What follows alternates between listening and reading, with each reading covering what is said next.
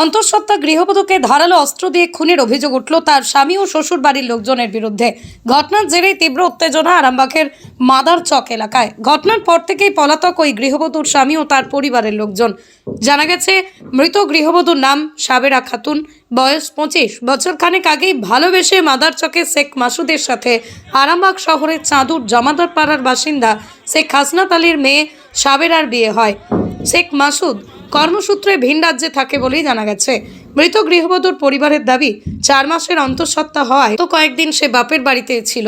গত মঙ্গলবার ওই গৃহবধূর স্বামী মাদারচকে গ্রামের বাড়িতে ফিরে তার স্ত্রীকে চাঁদুর থেকে বাড়িতে নিয়ে আসে। বুধবার দিন সকালেই তার পরিবারের লোকজন মেয়ের শ্বশুর বাড়িতে প্রতিবেশীদের কাছে জানতে পারেন যে তাদের মেয়েকে খুন করা হয়েছে। তার দেহ রক্তাক্ত অবস্থায় পড়ে আছে ঘরের মেঝেতে। তড়িঘড়ি ঘটনাস্থলে গিয়ে মেয়ের শ্বশুর বাড়ি থেকে মেয়ের রক্তাক্ত মৃতদেহ দেখতে পান তারা, যদিও মেয়ের শ্বশুরবাড়ির লোকজন ততক্ষণে পলাতক। এদিকে ঘটনার খবর পেয়ে আরামবাগ থানার বিশাল পুলিশ বাহিনী ঘটনাস্থলে গিয়ে মৃতদেহ উদ্ধার করে ময়নাতদন্তের জন্য পাঠায়। যদিও মৃত্যুর সঠিক কারণ নিয়ে এই মুহূর্তে ধোঁয়াশা রয়েছে, তবে পুলিশ ঘটনার তদন্ত শুরু করেছে। অভিযুক্তদের খোঁজে তল্লাশিও শুরু করেছে পুলিশ। কেউ কেউ জানান সেইভাবে ঝগড়া বা অশান্তির কথা শোনেননি তারা, তাই কি কারণে তাকে এইভাবে খুন করা হলো তা জানা যায়নি। তবে অভিযুক্তদের কঠোর শাস্তির দাবি করেছেন এলাকার বাসিন্দারা ও মৃতার বাপের বাড়ির লোকজন। এই বিষয়ে আরও কি জানা যাচ্ছে বিস্তারিত দেখুন 24 আওয়ার্স আরামবাগের রিপোর্ট।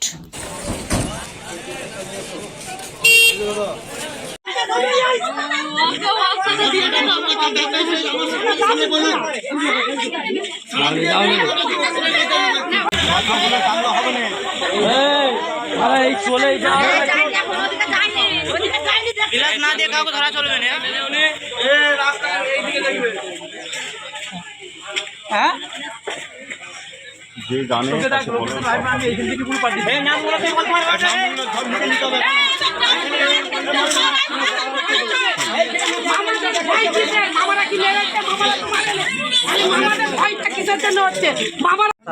সাতটা বাজে তখন খবর দিয়েছেন আপনাকে, আপনি এসে কি দেখলেন?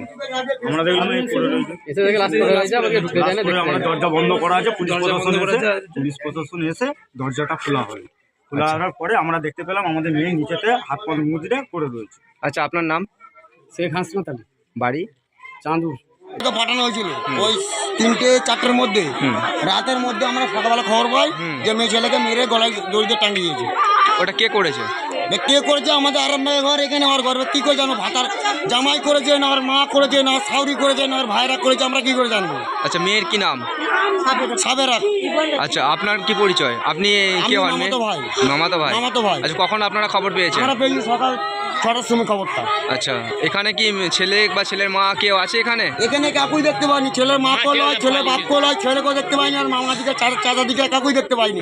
ঘর খালি খালি খালি লাশটা আছে। তাহলে আপনারা এখন কি চাইছেন? আমরা চাইছি যে ছেলের যে কটা গোষ্ঠী আছে এখানে এসুক, এসে বলুক যে মেয়ের কি দোষ। মানলে হয় ছেলে, না ছেলের মা। ছেলে কি কাজ করে?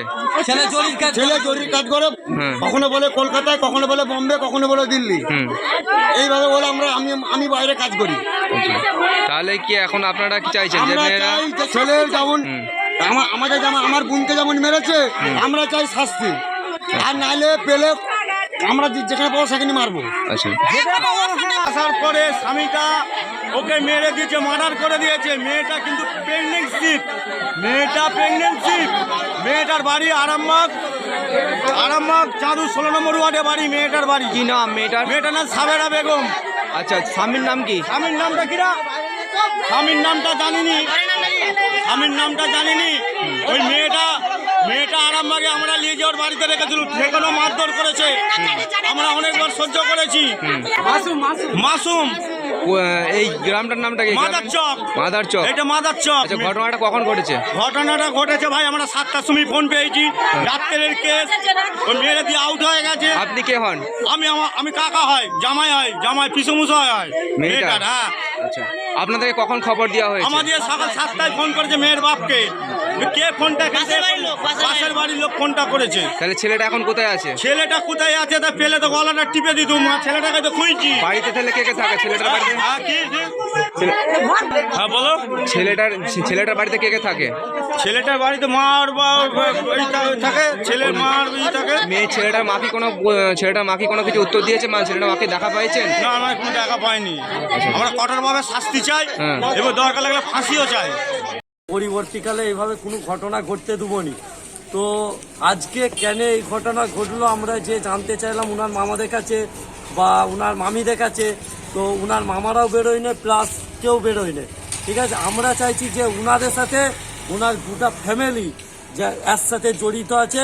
আমরা চাইবো যাতে এইভাবে শুধু আমার বোনকে কেন, কাউরির বোনকে বা কাউরির মেয়ে যেন কাউরির বাম্মার কোল হারা না হয়। আজকে মেয়ে একটা ঘরে বন্ধ করা আছে, উপর হয়ে পড়ে আছে। তো আমাদের যাওয়ার আগে আরামবাগ থানার পুলিশ গেছিলো, যাওয়ার পর আমাদের কিন্তু কোনো টর্চার করতে দেয় না। আমাদের কিছু কেমন ছেলে উত্তেজিত হয়েছিল, আরামবাগ থানার পুলিশ যে সামলে নিয়েছে। তো লাশও আমাদের দেখতে দেয় না, ডাইরেক্ট ওইখান থেকে লাশ বার করে নিয়ে এসছে আরামবাগ থানার পুলিশ। আমি চাইবো ওদের যেন কঠোর থেকে কঠোর শাস্তি হোক, প্লাস ওদের ফাঁসি হয়। সন্তানের পরে মন বসছে না, প্রচুর পরিশ্রম করেও আপনি আশানুরূপ পারিশ্রমিক পাচ্ছেন না, যার ফলে আর্থিক সংকট আপনার জীবনে দুঃখ এবং চাপের ছায়া ফেলেছে। যে সস্তায় পাওয়া বাড়িটা নেওয়াটাই কি সঠিক সিদ্ধান্ত ছিল? এমনই সব দ্বিধাদ্বন্দ্ব এবং জীবনের কঠিন মুহূর্তে আপনাকে সঠিক পথে পরিচালিত করবেন আন্তর্জাতিক খ্যাতিসম্পন্ন স্বর্ণপদক ও স্বর্ণ মুকুটপ্রাপ্ত ডক্টর অজয় শাস্ত্রী। তিনি শুধু আপনাকে পথই দেখাবেন না, আপনার জীবনে সত্যিকারের সুখ, শান্তি, ঐশ্বর্য, অর্থ যেন সঠিক সময় আপনার কাছে পৌঁছে দেয় সেই দায়িত্বও নেবেন। তাঁর অভিজ্ঞতা এবং জ্ঞানের আলোতে আপনার জীবন হয়ে উঠতে পারে নিরুদ্বেগ ও সমৃদ্ধির পথে ধাবমান। তাই আর দেরি নয়, স্ক্রিনে দেওয়া নাম্বারে এখনই ফোন করে ডক্টর অজয় শাস্ত্রীর সাথে যোগাযোগ করুন। কে জানেন, হয়তো একটিমাত্র ফোনই আপনার জীবনকে বদলে দিতে পারে।